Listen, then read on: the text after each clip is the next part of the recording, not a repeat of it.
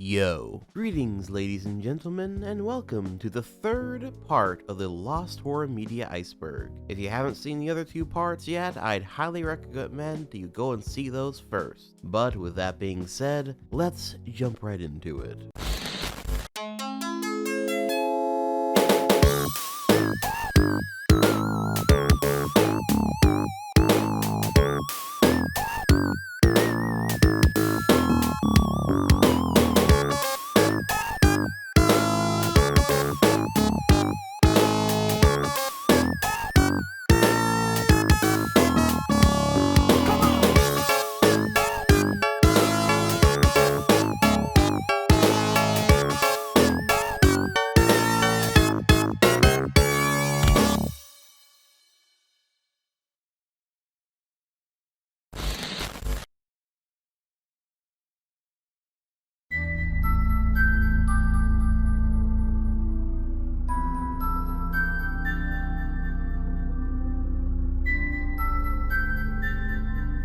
The Terror. Starting this tier out, we have this 1928 American pre-code horror film, written by Harvey Gates and directed by Roy Del Ruth, based on the 1927 play of the same name, by Edgar Wallace. It was the second all-talking motion picture released by Warner Brothers, following Lights of New York. It was also the first all-talking horror film made using the Vitaphone sound-on-disc system. The Vitaphone sound-on-disc system, by the way, was the last major analog sound-on-disc system, and the only one that was widely used and commercially successful. The soundtrack is not printed on the film, but issued separately on a phonograph record. Anyway, beyond that though, the plot, according to Wikipedia, went as follows. Quote, "The Terror, a killer whose identity is unknown, occupies an English country house that has been converted into an inn. Guests, including the spiritualist Mrs. Elvery and Detective Ferdinand Fane, are frightened by strange noises and mysterious organ music. Connors and Marks, two men just released from gaol, have sworn revenge upon the Terror. Following a night of mayhem that includes murder, the identity of the Terror is eventually revealed." Unquote. However, as you can probably guess, the movie is sadly lost. Both the sound version, featuring a Vitaphone sound-on-disc system, as well as the silent version, which used screen-filling printed titles that was also issued since many theaters had yet to accommodate sound systems and the like into the experience at that point in time. A Blind Bargain. This entry is about another lost Lon Chaney silent film, this one being from 1922. The film was based off of the 1987 novel The Octave of Claudius, and starred Lon Chaney as both Dr. Arthur Lamb and a hunchback. The plot follows Dr. Anthony Lamb, who has been trying to find methods of extending the human lifespan, and while he works on that, a half-ape man wanders through the house, this creature being one of Lamb's early experiments. Meanwhile, an unsuccessful writer named Robert Sandall is depressed over how his grandmother is sick, and decides to see a specialist about his problem. This leads to Robert talking with Lamb, and after he tries to rob him, unsuccessfully, he then tells him his life story. Lamb then drugs Robert, and even with his wife protesting his actions, plans to perform scientific and surgical experiments upon Robert. The next morning,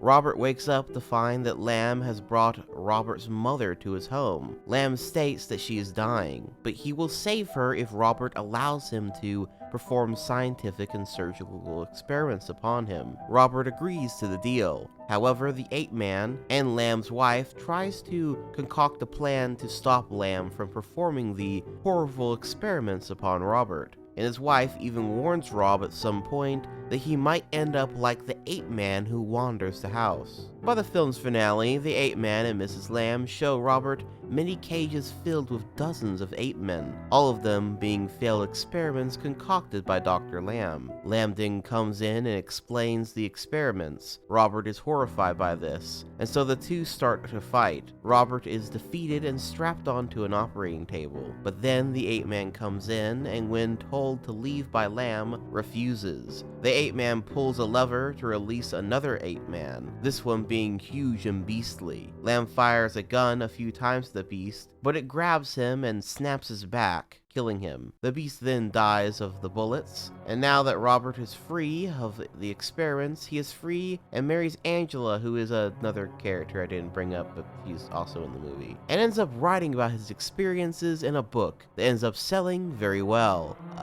The end. The film apparently got pretty positive reception from critics back in the day. However, despite this, no prints of A Blind Bargain are known to survive in any archives. The original negatives are believed to have been destroyed in 1931, and any remaining prints left of the film are believed to have been burned in the infamous 1965 MGM Vault fire, the same one that might have destroyed the last copies of London After Midnight as well. A real shame.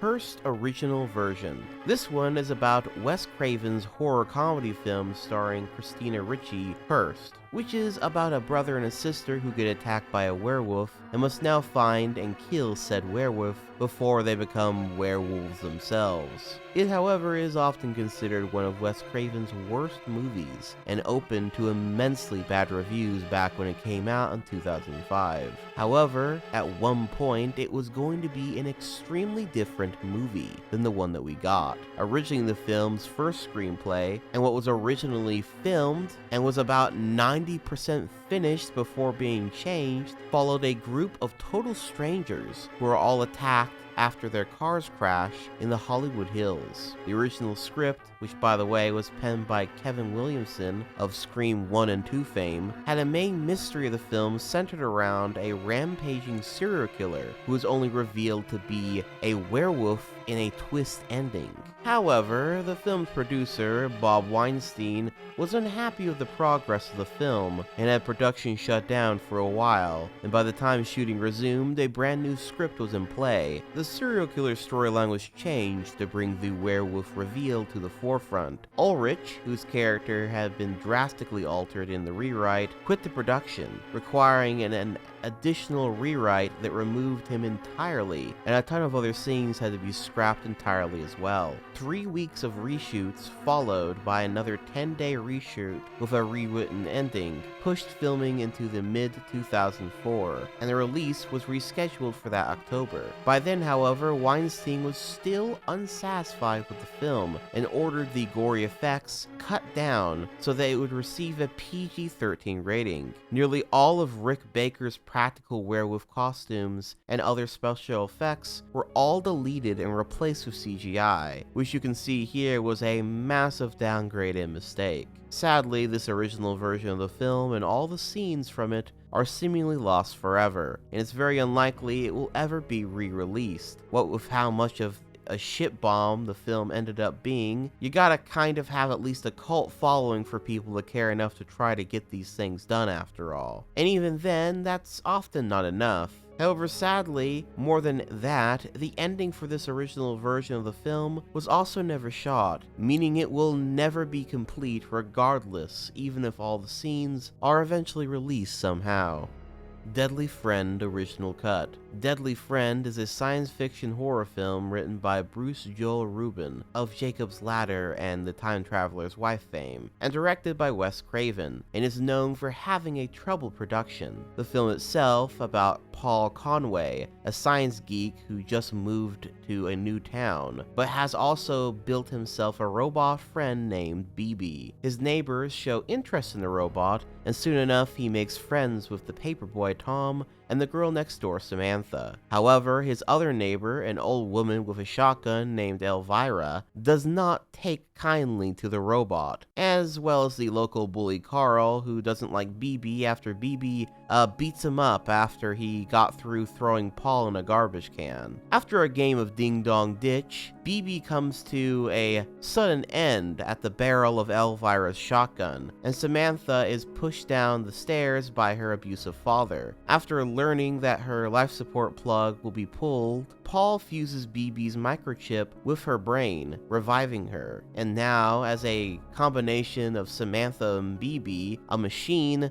Samantha begins to take deadly revenge on those that brought misery to her and Paul. It's a pretty wild, high concept sort of film, but originally the movie was going to be much more subtle, with Wes Craven apparently having wanted to tell a story more focused on the romance of Paul and Sam. However, this more tame version of the script, when seen by test audiences who were more familiar with Wes's other works such as A Nightmare on Elm Street, were very disappointed and expected more gore and violence. Warner Bros. Then demanded that several scenes be reshot to meet with audience expectations, with many scenes being redone, including the infamous basketball death scene, which is without a doubt the one thing you might have seen from this film if you haven't seen anything else from it.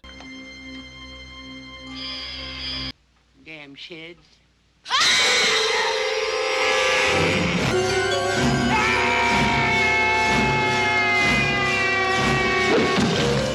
Upon its public release, many critics found Deadly Friend to be unoriginal, and Wes Craven ultimately looks upon the film with little love now, believing that his original vision, that for once this time was actually far less graphic tale than the one we got, was ultimately soiled. Though the film has gained a cult following, and a group of fans have requested and yearned for a director's cut of the movie, the version aired for the original test audience, to be released on home media. Though sadly, as of yet, there has been no home release with a director's cut of these scenes, despite Scream Factory looking for said scenes. They sadly came up empty-handed, so it's not known if these scenes are still around somewhere or not.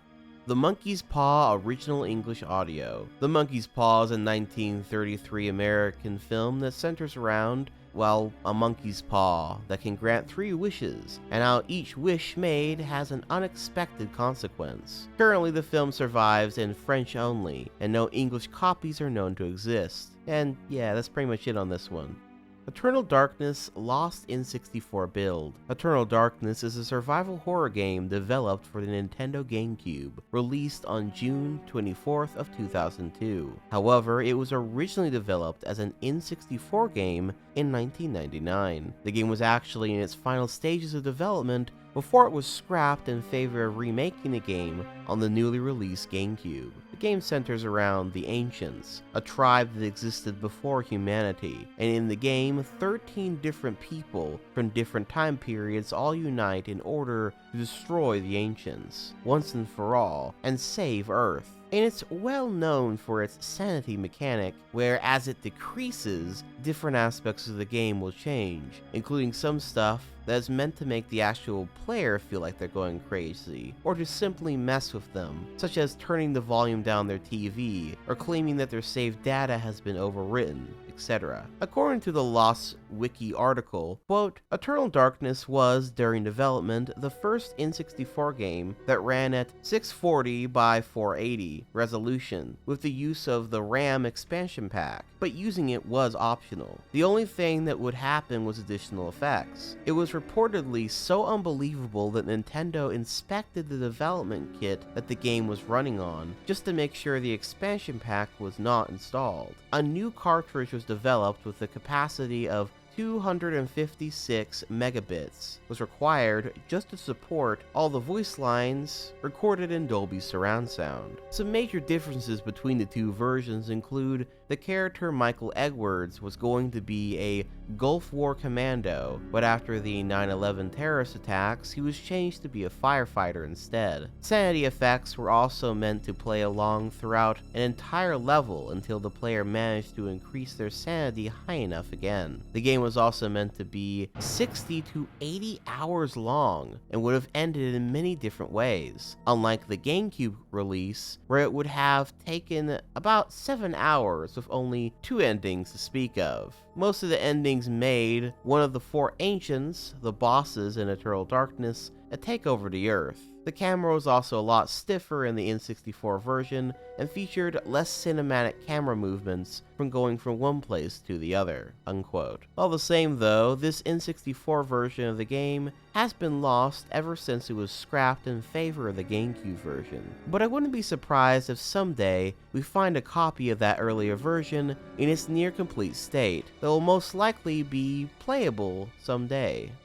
X. The Man with the X-Ray Eyes alternate ending. X, The Man with the X-Ray Eyes is a 1963 horror film about a man who, after many experiments, starts getting X-ray vision powers at an increasing rate until he starts to go completely crazy, which was rumored to have an alternate ending. In the normal ending, the novelty of his powers are long gone, and the man can now see through the universe itself when he takes an evangelist's advice to follow literally the biblical invocation to pluck out an offending eye. He blinds himself and finally ends his torment. However, as the article notes, in the book Danse Macabre by acclaimed author Stephen King, he claims that Corman filmed an ending wherein the self-binded Xavier claims in agony, "I can still see," his torment continuing and his sacrifice pointless. However, in a 2017 interview with Roger Corman, the director for the film, he stated that this alternate ending does not exist, and that King had simply written an ending for the film after seeing it. However, Corman did like the idea and stated he wanted to remake the film with this ending.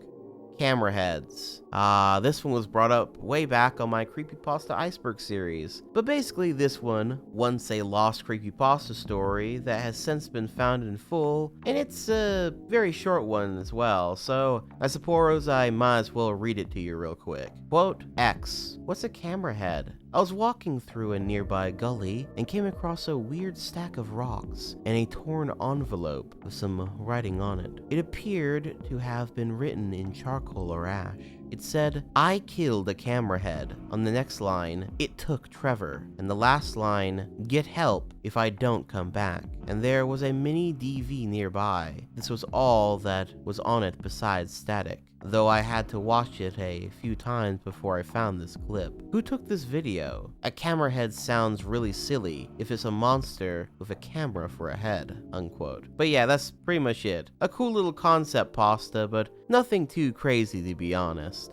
The Incredible Shrinking Fifth Grader. This entry is about an unreleased Goosebumps series book. You're probably already aware, but in case you aren't, Goosebumps is an extremely popular series of children's horror stories written by R.L. Stine. I remember as a kid, I used to love reading R.L. Stine novels, with the likes of Monster Blood, The Haunted Mask, Ghost Camp, Be Careful for What You Wish For, Deep Trouble, and others capturing my imagination as a kid. I also enjoyed my fair share of the old Goosebumps show as well. At any rate, The Incredible Shrinking Fifth Grader was a cancelled book in this series. Technically, it would have been the last in the Goosebumps series 2000, which had 25 novellas written under that sub-series. And this would have been the 26th book. Series illustrator Tim Jacobus first revealed the book's existence on March 6 of 2017 during an interview in Huge Films podcast when he was asked what the final Goosebumps cover he worked on was. 3 days after the podcast was uploaded to YouTube, Goosebumps wiki user, Goosebumps Art, contacted Jacobus about possibly releasing the cover, in which he obliged, sending him the art soon after, giving fans a new piece of his iconic art, which was a huge part of what made these books sell so well back in the day. But of course, then many wondered if the book was ever actually finished in a readable fashion, which, according to the wiki, quote, in the same famous post that unveiled the cover art, Goosebumps wiki user, Goosebumps Art, theorized that The Incredible Shrinking Fifth Grader may have been released as The Adventures of Shrinkman, a standalone book by R.L. Stine, published in the year 2000. This was later evidenced by several similarities between the two stories. Both stories were inspired by The Incredible Shrinking Man. Each book's protagonist is a fifth grader. Also, there is a scene in The Adventures of Shrinkman where the main character is attacked by a white rat, which is similar to what takes place in the unreleased book cover. Goosebumps Art reached out to Stine via Twitter and asked if the cancelled Goosebumps Series 2000 book turned into The Adventures of Shrinkman. Stine confirmed that this theory was true, meaning the book is not lost at all, and that you can read it right now if you so wish. Manhunt 2 Uncensored PC Version. Manhunt 2 is a survival horror game by Rockstar Games, and a sequel to, personally, one of my favorite games they ever made, Manhunt 1. Like in the first game, one of the key gameplay features is the ability to grab and make makeshift weapons, and then use said weapons to, kill people.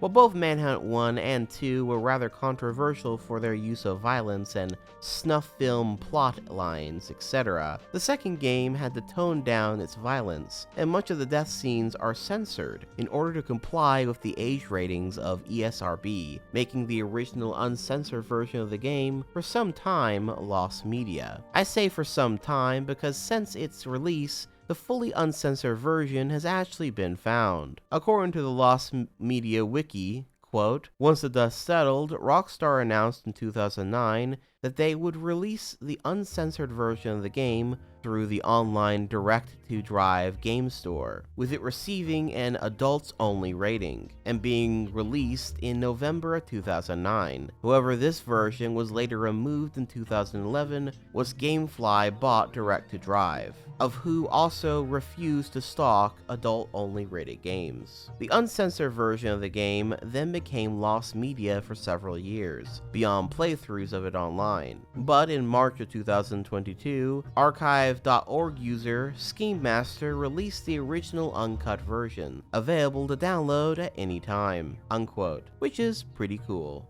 The Burning Lost OST. The Burning is a 1981 slasher film that's pretty standard of its genre. You know, you got a summer camp, a crazed murderer going around killing people, that sort of thing. Very much in line with Friday the 13th and the like. Hell, it even had the film's rather famous special effects artist Tom Savini doing the makeup effects, and a pretty badass killer design as well. It also was an inspiration for the Clock Tower series. Like many films of its nature of the time, it was heavily censored from its original version, however, and up until an uncut version found via an Australian VHS tape was discovered, that was how the film was for some time. However, we're not actually talking about this aspect of the film today. Today we're talking about the film's soundtrack. Composed by Rick Wakeman, most of the tracks found from the film are completely lost, as there's not on the actual official soundtrack release for the film, with there being no known recording of several of the tracks that appear in the actual movie. And interestingly enough, some of the tracks sort of sound similar to the OST tracks,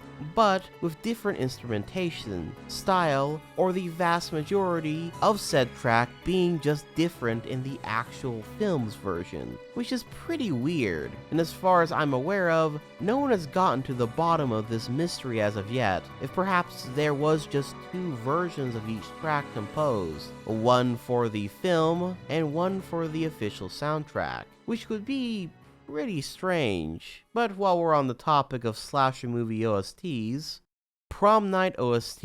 In a similar vein to the last entry, this one is all about the mostly lost soundtrack to the Canadian slasher film Prom Night. Notably, a prominent feature of this film's soundtrack is the use of disco music that was written specifically for the film. However, rather strangely, the OST was only ever released in Japan on vinyl and cassette tapes back in 1980. It was never released anywhere else. While the songs can be found on YouTube, many have noted that they sound different from the versions of the song used in the actual movie, though some of that is sort of due to the poor quality of recordings of these songs, while some of the instrumental pieces of which were apparently used in another Canadian slasher film, Curtains, have never seen a release period. Also, random note, but both of these films, until they were eventually released on Blu-ray, I remember watching and being nearly fucking impossible to see them when there's ever a scene in the dark, which is a lot of scenes as it turns turns out in both of these movies. I don't know if anyone else can relate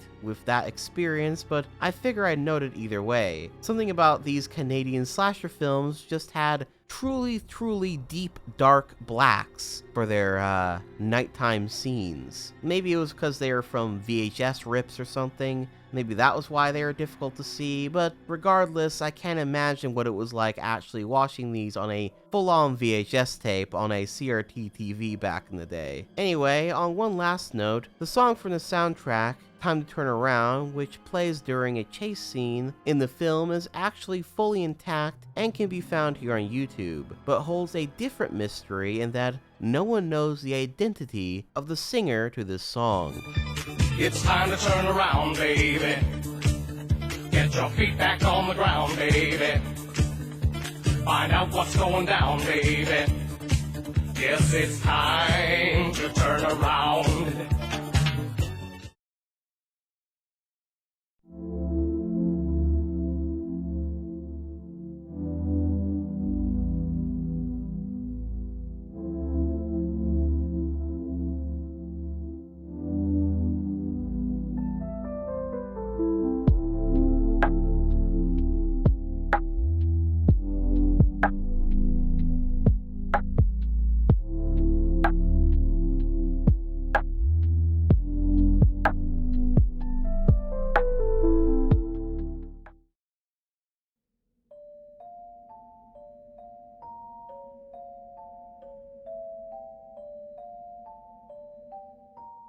Robbing Cleopatra's Tomb. Jumping into our next tier, we have yet another completely lost silent film that's centered around the resurrecting the mummy of Cleopatra. The director for the film is well known for his iconic A Trip to the Moon film, so it was probably a banger of a silent film. But sadly, it is completely lost and not much more is known about it beyond it simply existing.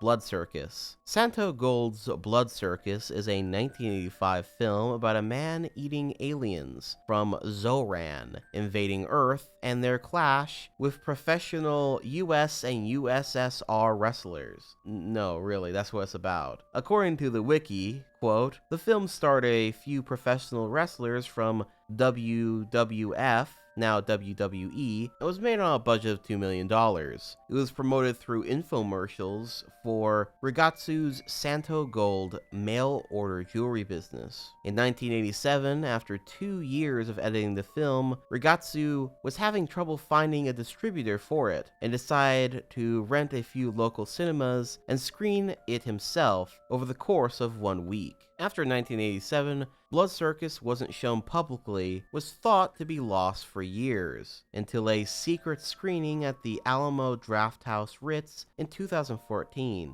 In 2008, the Santo Gold Company announced on their website that they had rediscovered a 35mm copy of the film, and were looking for producers for an official release. No producers signed on, however, and the original 1935 film reels were eventually offered up on eBay in 2011 with a starting price of $21 million and a buy it now price of $750 million, including insurance, or an option to buy a partnership in the film. No bids or partnerships were made, and the reels didn't sell. In late December of 2013, the reels for the film were offered on eBay by a different seller. The highest bid fell below the reserve price, so the reels were unsold. Future plans for releasing the film remain unknown. The only footage of Blood Circus that has surfaced online are brief snippets, as seen in an old Santo Gold infomercial.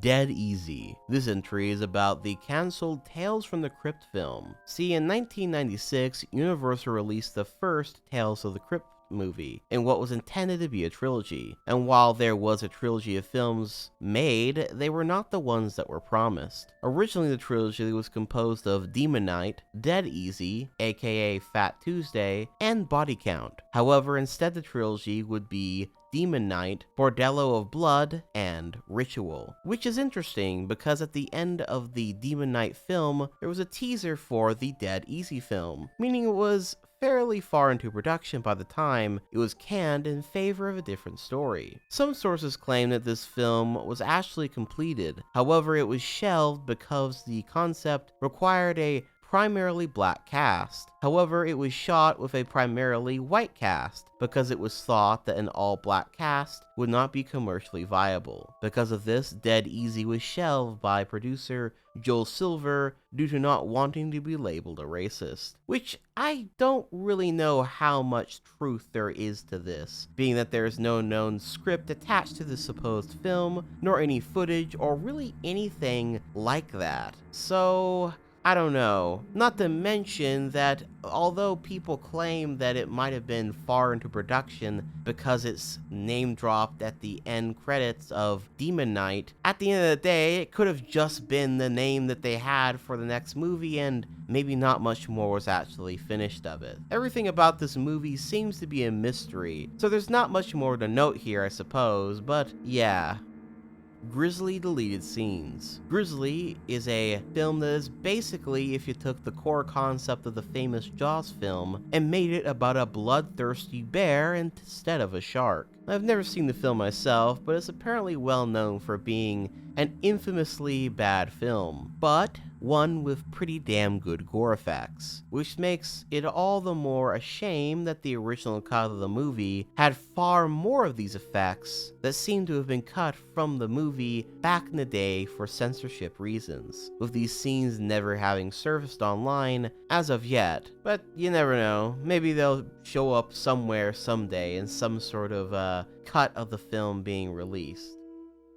Martian Extended Cut. This entry is about the 1977 film directed by George A. Romero. Normally the film is 95 minutes long, but a longer cut of the film, apparently 165 minutes long, which is quite the extension, was originally made. There, however, has never been an official release of this extended version of the movie, but has been confirmed to exist in some capacity and might eventually be released through some sort of means. But until then, it remains a bit of a mystery as to what the extra content of this far extended version would have even contained. Season of the Witch. On the topic of lost George Romero films, Season of the Witch was a 1973 film that apparently had difficulty finding any distributors that would release it, with it eventually being released as a softcore porn film called Hungry Wives, with this version of the movie being cut down to 89 minutes, when the original cut was 130 minutes, and it was met with pretty poor reviews. Then later in 1978, a different cut of the film with the original title was released, and it was about 104 minutes, with the full 130-minute version of the film never having officially been released to this very day. And again, the content of those extra 20 or so odd minutes still being a mystery. City of the Dead. Still on the topic of George Romero stuff, City of the Dead is a cancelled 2006 FPS game that was published by Hip Interactive and developed by Kuju Entertainment that would have seen a release on the PS2, Xbox, and PC. The game would have taken place on an island called Ningun Futuro and would have been the first of what would be a series of games based on the Dead series by Romero, like Night of the Living Dead, Dawn of the Dead, Day of the Dead, etc. Makeup artist Tom Savini was apparently involved with the game as well, but ultimately the game would never come to be, it being cancelled mostly due to Hip Interactive's tight budget and subsequent lack of funding, soon thereafter leading to their permanent closure. You can still see the trailer for the game here though.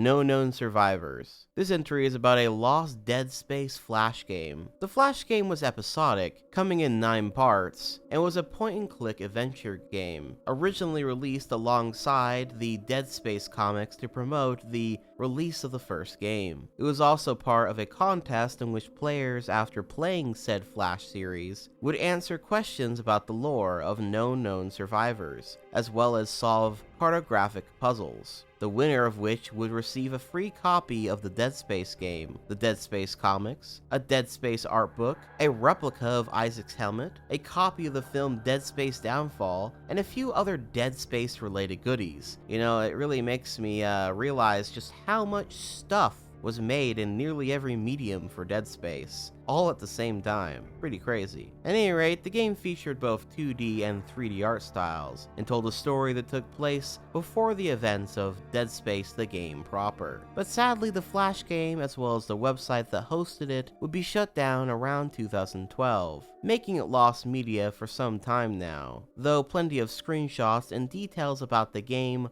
are readily available to see, just not the actual game to play anymore. Creep: The Last Tube, also known under the title of Creep 3D, is a shockwave horror game by Jaildog, based on the 2004 horror film of the same name. At the wiki notes, quote, "The game was originally hosted on the now defunct The Last Tube website, based on the existence of a German news article and many blog posts and forum posts from different parts of the world. It is safe to assume that the game was somewhat popular at the time. In 2019, a thread was created on the Lost Media Wiki forum discussing the game. However, the thread went quiet for about 2 years until user The Cracks Overhead took notice of the game while searching for a different Shockwave 3D based game. After inspecting the Shockwave movie and director, he found that the game was developed by a company called Jaildog. The 3 people who worked at Jaildog were Anthony Rushton, Bu Chilzuk, and Russell Irwin. The Cracks Overhead contacted Anthony Rushton about finding the game, but unfortunately, Anthony stated that he doesn't recall what happened to the files, so he was unable to help. Bu Chilzuk was eventually contacted, and after some searching, he was able to locate the game files and sent them to the Cracks Overhead. The game has since been uploaded to the archive.org and submitted to Blue Maxima's Flashpoint. A trailer video for the game was also found and uploaded by Russell Irwin, unquote, making this one completely found.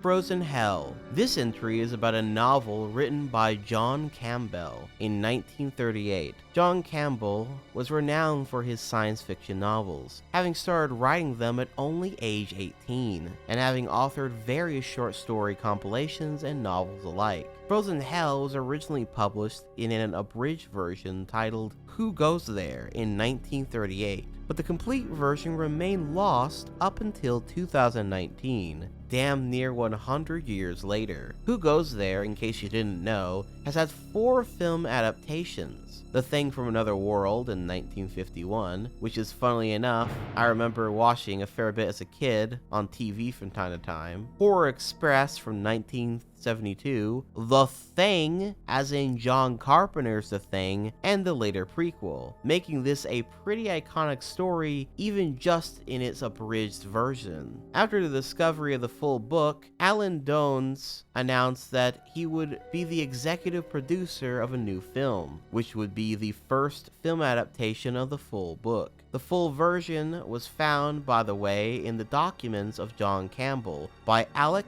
Navala Lee when doing research for a book he was writing titled Astounding, John W. Campbell, and the book eventually was published via a successful Kickstarter for its release, with the Kickstarter only asking for $1,000, but would end up getting $155,000 by its end, which is pretty damn cool. And you can, of course, go read the full version right now, if you so wish.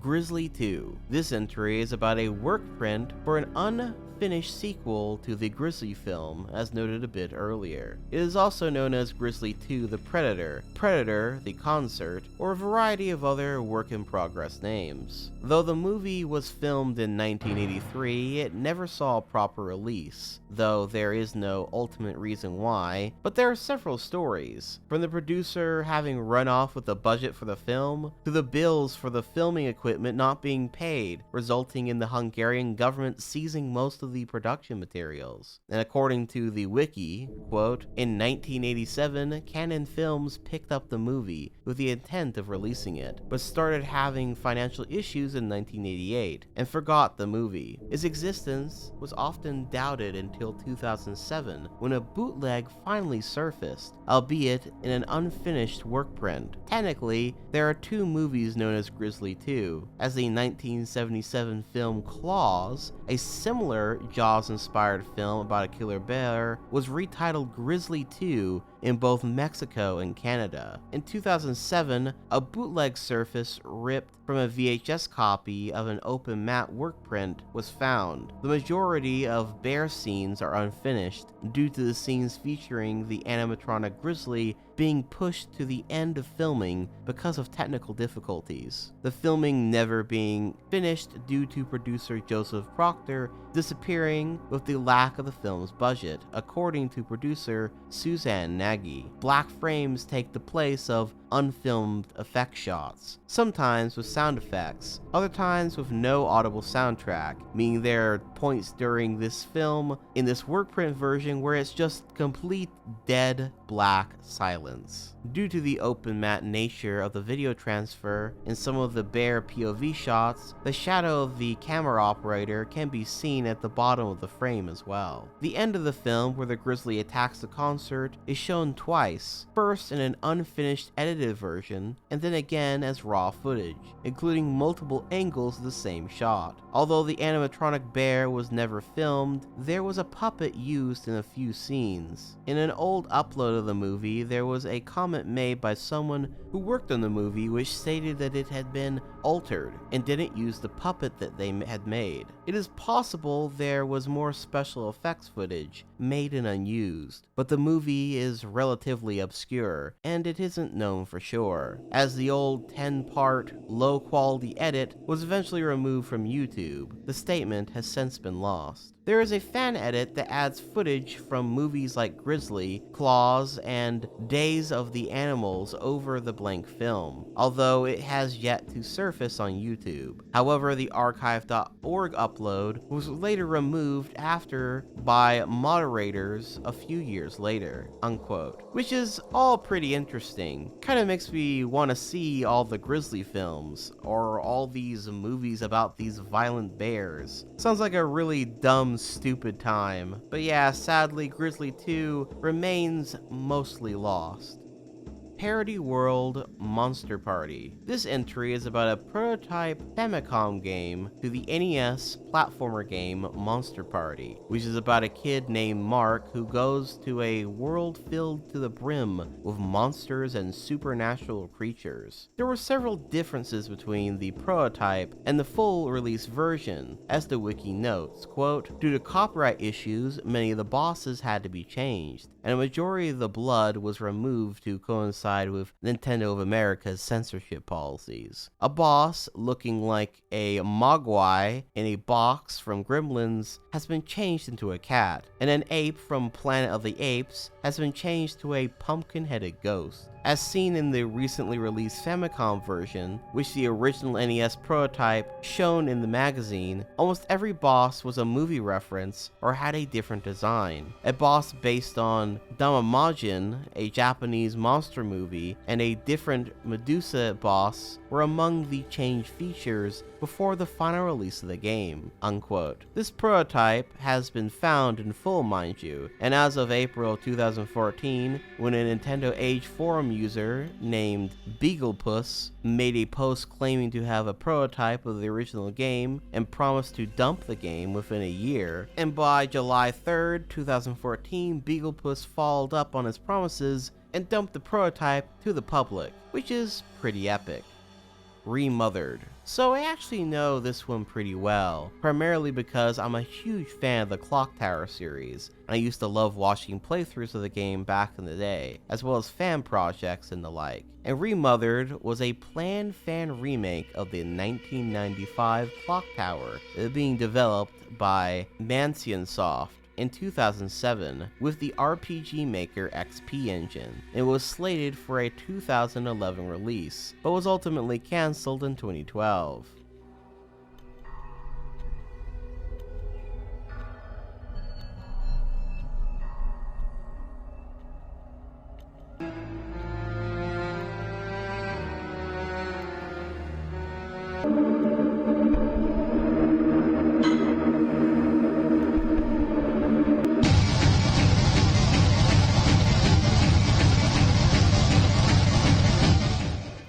The game underwent several changes between its development in 2009 to 2012. It went from an extremely faithful retelling of the Clock Tower game to its own original Clock Tower story that could have stood up on its own. Then later in 2016, the project was relaunched under the name Remothered: Tormented Fathers, which, while inspired by Clock Tower, tells its own story entirely, and is a game I have a lot of thoughts about. Thoughts I'll maybe one day say in full in a video of its own, alongside its sequel, Broken Porcelain. Maybe in a Clock Tower retrospective or some shit like that, who knows. But anyway, even if we ended up getting an original game out of the whole thing, I'd be lying if I didn't say I wish we also got this project released, as it looks so promising. It was legit one of the things I was most excited for that was fan project related back in the day. But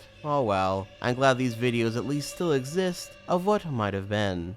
The Laughing Salesman. The Laughing Salesman is a lost live-action TV series based on a manga series. The manga series follows a strange smirking salesman named Moguro Fukuzo, whose job is to help people fill gaps in their souls. However, the truth is he actually ruins the lives of people, notably if they never asked for his help to begin with or try to backstab him. The manga was pretty popular, having sold more than 3.5 million copies back in June of 1999, and the series would end up getting an anime adaptation with a total of 103 episodes, having been produced, airing on TBS for October 17th, 1989 to March 24th of 1992. However, this entry is about a live-action TV series adaptation produced by TV Asahi that aired from June 26th to September 18th of 1999. Currently, only one of the 10 episodes have been found, that being episode 8, by the way, it having been recorded from a Nico video link. Only it alongside the intro survive online currently, with no other episodes having ever found their way online, or in any other capacity for that matter as of yet.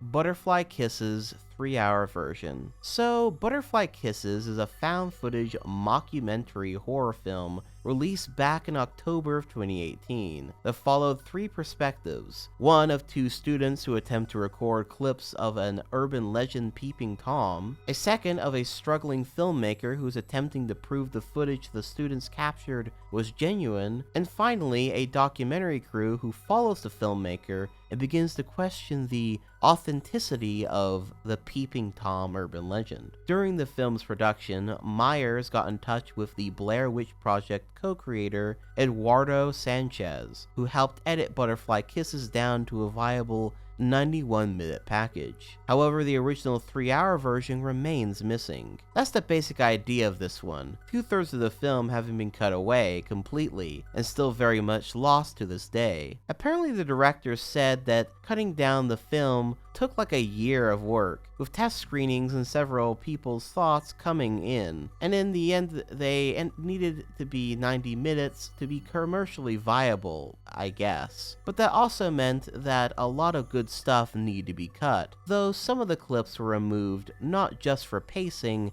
but also to give the film more of a contemplative feel, with some questions being raised being answered in scenes that were ultimately cut, funnily enough, leaving the audience to discover and theorize the truth of some of the events seen within the movie. I've never seen the film myself, but it apparently got nothing but praise and raving reviews from critics, with it having very high scores on Rotten Tomatoes, though it does seem to have a far different set of ratings over on IMDb, so I'm not really sure, but all the same, I would definitely like to see it at some point based on the concepts in researching for this video that I've seen of the movie. But ultimately, with mostly this high praise, I suppose all those cuts were worth it in the end, though many have obviously wondered what that 3-hour cut was like, which, I'm gonna be real, I'm gonna read the article here verbatim, because this one is very wild in why it was never released. Quote, "The 91-minute cut of Butterfly Kisses can easily be found online. As for the original 3-hour version, Myers stated in his AMA that he possessed the sole copy of it. He noted that providing enough individuals demanded it, Gradavitas, who owned the film's copyright, would be compelled to release a special Blu-ray edition. But just 2 weeks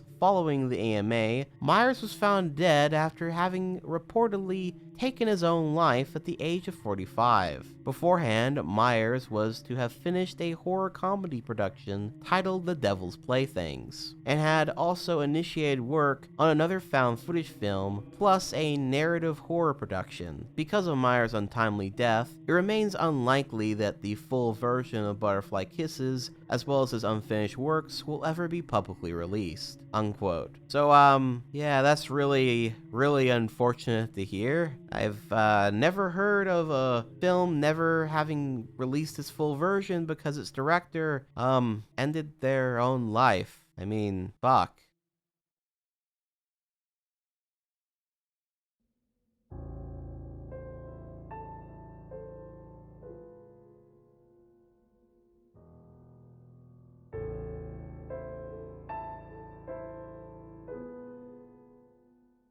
A Son of Satan. Starting this next tier out, we have another silent film. Starting to see a bit of a pattern here. Anyway, this was a 1924 silent race film, directed, produced, and written by Oscar Micheaux. And in case you're wondering, no, that's not a race film as in race cars, that's a race film as in that, people's race. Okay, well, technically, race films are a genre of film produced in the USA between 1950 and the early 50s, consisting of films produced for primarily African American audiences, featuring all black casts, of which around 500 films were made, but sadly most were lost as they were not well archived and were pretty much ignored by most film historians of the time, and yet were also pretty popular amongst African Americans of the time. At any rate, this film follows the misadventures of a man who accepted a bet to spend a night in a haunted house. A Son of Satan was censored at the time and had general distribution issues for its on-screen violence. A cat is killed on screen in one scene, a Ku Klux Klan leader is slain, and a man chokes his wife to death being some examples, while some also took offense to the title of the film alone. Sadly, no print of the film is known to exist, and thus it is completely lost.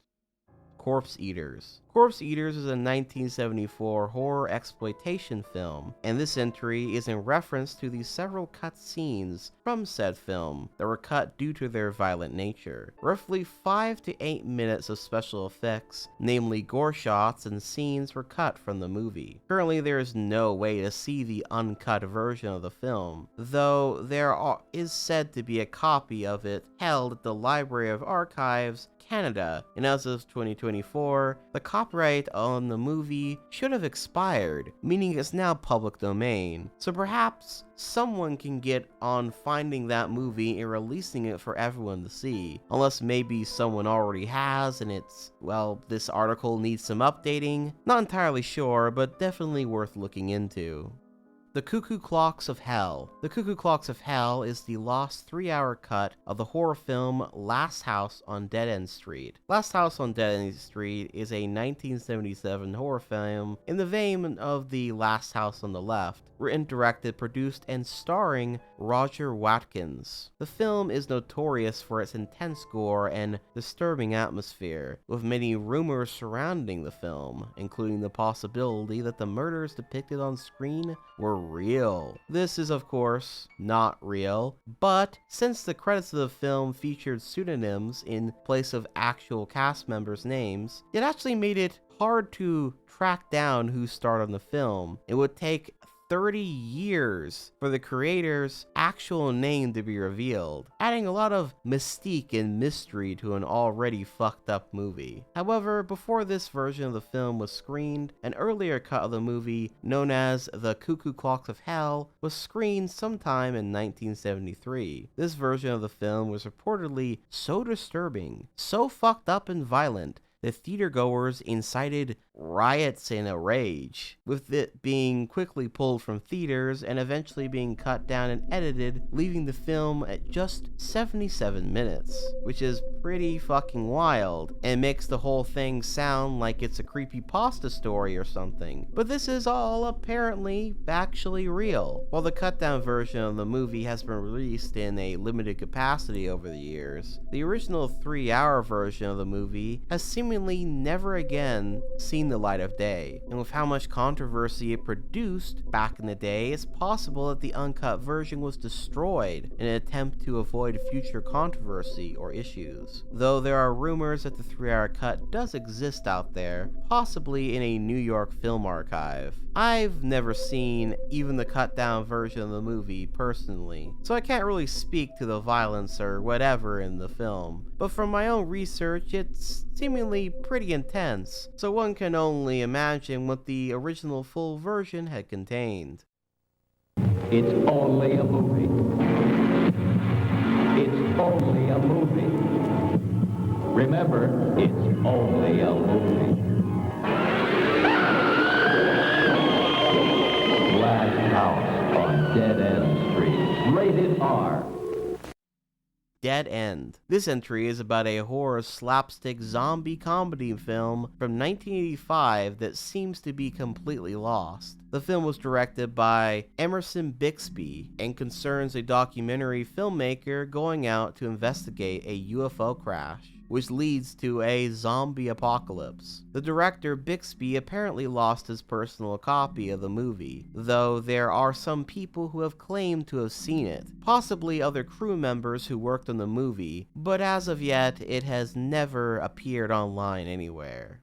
Go and Get It. This entry is about a 1920 silent horror film that revolves around a violent ape man, or a gorilla given the brain of a brutal criminal by a mad scientist. Man, I love how so many early horror movies were basically just remakes or revisions of Frankenstein or Dracula. Anyway, the film apparently earned a lot of positive reviews back when it came out, with much praise going to the former boxer who played the ape man, Bull Montana, and his makeup was so well done that several women in the studio apparently went hysterical and fainted upon seeing him. Sadly, the movie is mostly lost today, though a copy of it was found in the Cineteca Italiana Film Archive in Italy, but has yet to have an official actual release or be publicly shared. Strangely, on October 19th, 2022, YouTuber Gary P11111 uploaded a short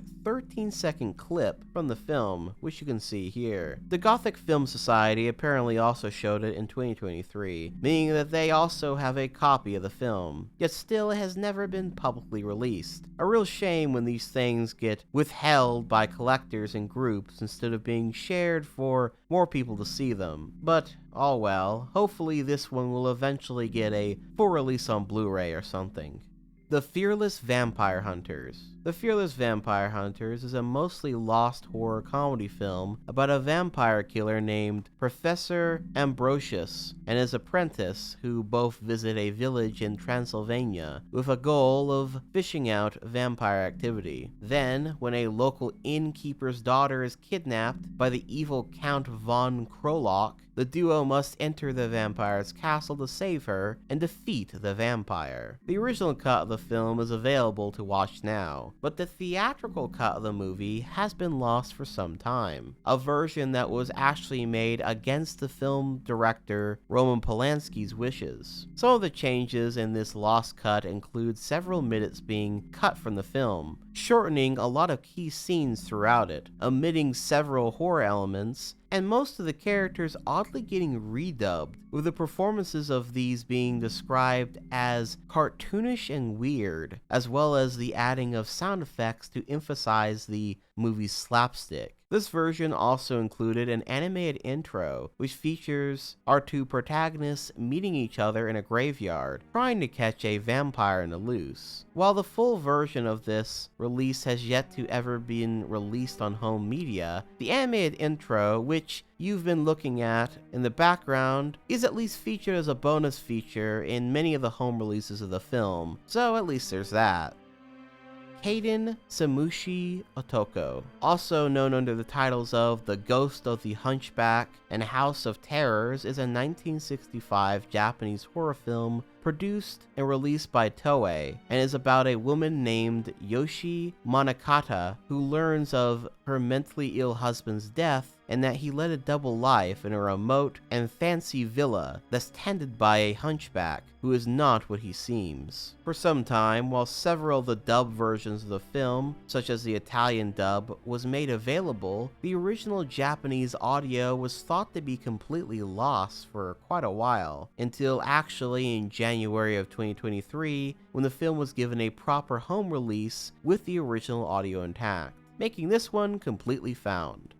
Life Without a Soul. This entry is about yet another silent horror film, this time released in 1915, and was the second film adaptation of Mary Shelley's Frankenstein novel. Again, they really loved adapting that novel back then. The film was in 5 parts and featured English-born actor Percy Durrell Standing, wearing little to no makeup as the Brute Man, or this version's monster. However, the film has been lost for many years at this point, and not known if any copy of it exists anywhere currently. Some stills of the film exist, which you've been looking at, but that's about it.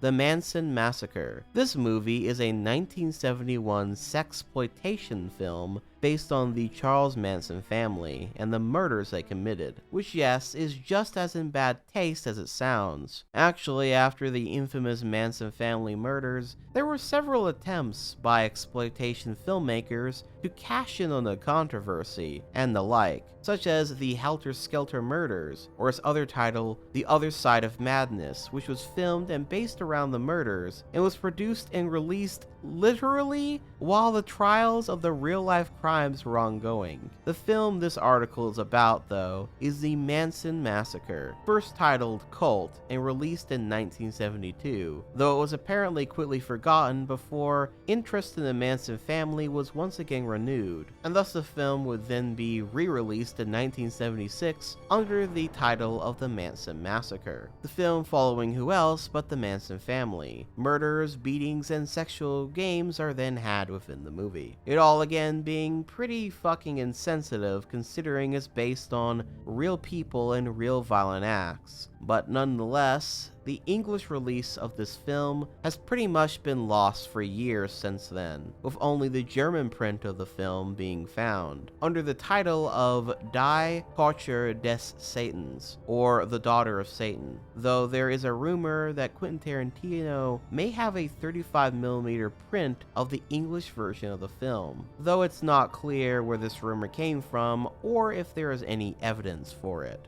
Nessie. Nessie was a canceled sci-fi film that was meant to be a collaboration between Hammer Films and Toho, as in Godzilla series Toho, and was apparently gonna have special effects artists from the 70s Godzilla films working on the monster design and special effects for the movie. However, the film was ultimately cancelled due to Hammer having some financial troubles, and they were afraid to compete with the likes of the Jaws film and the 1976 remake of King Kong. The plot of the film would have taken place in both England and Japan, and would have had the Loch Ness Monster grow after coming in contact with toxic chemicals, notably one called Mutane 4. He would have then started attacking oil rigs and hovercrafts. The military ends up fighting him with multiple unsuccessful attempts before he is eventually defeated and killed in the Sunda Strait. Also, an underwater city would have apparently been involved to some capacity in the plot, but no one really knows where this plot element would have went. Again though, the film was cancelled, so there's not much else that can really be found or said about it. But I will say that this is exactly the kind of movie that I would have loved and ate the fuck up as a kid. So, it's a shame it never got made.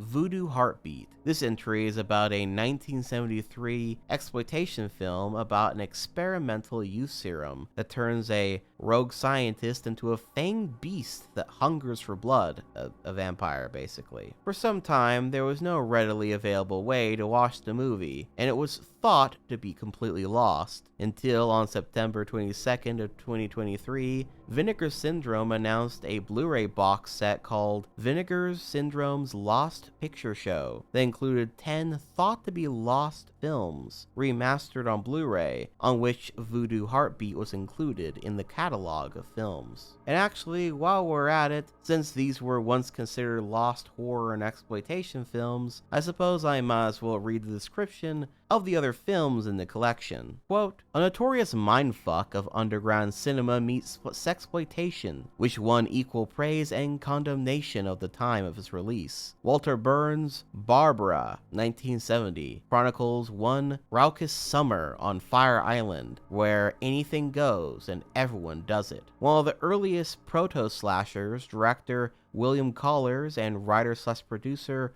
Oliver Drake's The Las Vegas Strangler, 1968, aka No Tears for the Damned, chronicles the life of murderous psychotic Jeff Murray, whose perverted mother obsession leads him on a blood-soaked rampage across the glitter of Sin City. A true maverick auteur who wrote, directed, photographed, and often appeared in his own work, Titus Mode's landmark docudrama on the rise and fall of hobo culture, The Last of the American Hobos, is a delirious and earnest tribute to a forgotten facet of Americana, considered by many to be amongst the holy grails of lost exploitation cinema. Charles Neat's delirious mix of sex and violence, The Sex Serum of Dr. Blake, 1970, subsequently re-edited and re-released as Voodoo Heartbeat in 1972, piles on heart-ripping orgies, blood drinking, boat chases, and much more. A lost film itself made from an unfinished film, Carlos Tobalina and Bill Cable's sexy saga of moral pondering, What's Love, 1987, combines footage from Cable's unfinished early 70s epic titled What Is Love with a newly shot second half, with Cable playing a reincarnation of his earliest character, alongside Sharon Kelly and Ginger Lynn. A forgotten treat from New York's intersection of homespun horror and nudie cinema, Larry Crane's TNA-filled whodunit, Beware the Black Widow, 1968, offers a tantalizing, Jalio-esque mystery enhanced with copious nudity and plentiful 60s location photography. Long considered one of acclaimed erotic filmmaker Joe Sarno's most important yet lost films, Deep Inside, 1968, is a stirring coastal character drama anchored by one of Sarno's finest screenplays. An almost impossible to describe kiddie musical shot in Malaysia by veteran sexploitation director Don Greer, 100 Acts of Love. The Rare Blue Apes of Cannibal Isle, 1974, offers a jaw-dropping barrage of singing crocodiles and monkeys, deadly and psychedelic booby traps, barren hellscapes, and a lovable duck named Mr. Quack Quack. We guarantee you've never seen anything like it. A vanity project, nuclear Holocaust scare film made apparently for altruistic reasons by a middle-aged optometrist from Cape Cod, Red Midnight 1966, is simultaneously an incredibly ambitious treatise on the potential danger of overcrowded urban environments and a trashy exploitation film. The final film from Orson Welles' collaborator Albert Zuggsmith, the incredible sleazy rape and revenge mystery Violated, 1973, stars Rain Bond in one of her finest dramatic performances and is an all-out assault of bad taste and pure drive-in trash of the highest manner, unquote. Yeah, quite the collection of weird, creepy, or fucked up shit, clearly. A lot of it not really being my personal cup of tea, but hey, it exists to be seen, so there you go, now you can see them.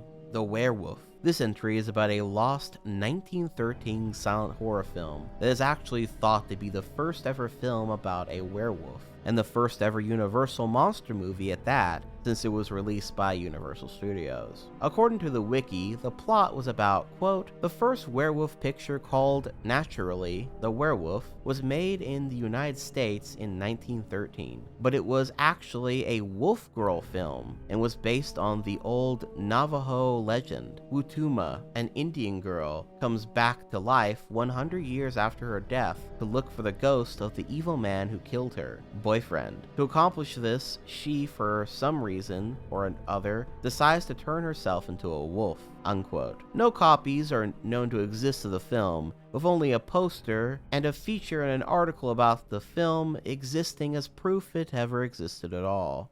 Wahnsinn. Wahnsinn is a lost, silent German horror film from 1919 about an eccentric banker named Frederick Lorenzen who tries his best to avoid people, starts to go mad when he finds out that his lover, Marion, is having an affair with his general manager, Jones, causing him to have a nervous breakdown, and then under the advice of his doctor, decides to take a trip around the world to bring him new ideas and experiences, unquote. Lots of adventures and strange happenings occur, but ultimately though, sadly the film is completely lost, despite its rather psychological and thus rather interesting for its time plot elements and concepts. Scream, Evelyn, scream! This entry is about a 1970 horror film that's completely lost. One about a 40-year-old oddball who runs a small antique shop, who's like a disturbed person who's the victim of a mother complex and has something building up inside him. Well, eventually bro picks up a girl in his limousine, because he's also a limousine driver by the way, and he's supposed to take her to a restaurant, but instead takes her to his house. He then drugs her and puts her in his house attic and plays games with her, eventually leading to him eventually killing her, in the film seemingly teasing another victim. All that being said, the film has never been released via home release, with there not even being evidence it was ever shown in theaters or on TV, period. The Mystery of Mary Celeste. And for our final entry this tier, we have The Mystery of Mary Celeste, which is a 1935 horror film starring Bela Lugosi. It is actually Hammer Films Productions' first ever horror film. The movie is based around the story of Mary Celeste, a Canadian ship that was discovered undisturbed, yet deserted in the Atlantic Ocean on December 4th, 1872. Her crew also disappeared mysteriously and were never found or heard of again. Today, only a print of the 1936 American release, The Phantom Ship, which omits the original opening and ending of the film and clocks in at 62 minutes, is known to have survived. The original British release, which was around 80 minutes, is now considered lost.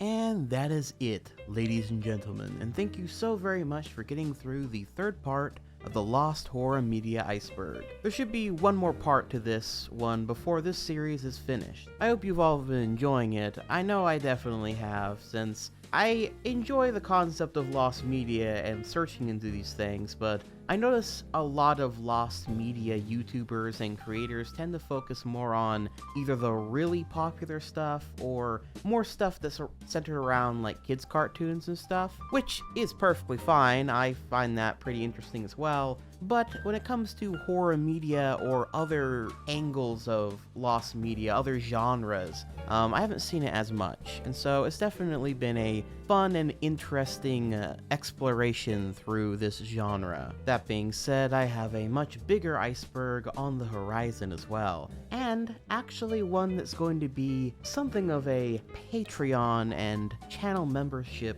timed exclusive, which I will get into more details about very soon. Being said, if you liked what you saw, be sure to like and subscribe, as it definitely helps me out and continues to grow the channel. And if you wish to support me even more, you can of course join the Patreon or become a channel member and get access to all the videos early as well as exclusive content. Big shout out to everyone who's already supporting, including all my night eggs and my night owlets, as well as a very special thank you to all my great night owls, including Anon, Bunzo, Bandan, Somber Devante 06, Jeffrey Robery, and Hexmaniac Hannah, as well as a super duper special thank you to all of my arch owls, including the wise Nicodemus, the lovely Leanne Loves Christ, the daring Daniel Petrie, the Super Saiyan Star Punch Gaming, the fearless Forgotten Ace, and the Supersonic Sword. Thank you all so very much for your continued support. And until next time, this has been Dylan the Night Owl, flying off